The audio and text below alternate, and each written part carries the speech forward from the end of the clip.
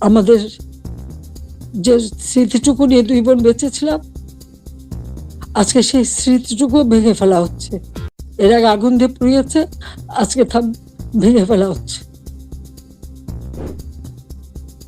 হ্যাঁ, একটা দালান ভেঙে ফেলতে পারে, ইতিহাস মুছতে পারবে না। একবার ভাঙলে আবার আমরা করতে পারবো। এই বাংলাদেশ আবার মাথা তুলে দাঁড়াবে। বাংলাদেশের মানুষ আবার বিশ্ব দরবারে মাথা উঁচু করে দাঁড়াবে। আল্লাহ যখন বাঁচিয়ে রেখেছেন, তো নিশ্চয়ই আমার কিছু কাজ বাকি আছে, সেটুকু করার জন্য আল্লাহ বাঁচিয়ে রেখেছেন। নইলে বারবার কেন মৃত্যুর হাত থেকে বেঁচে আসবো?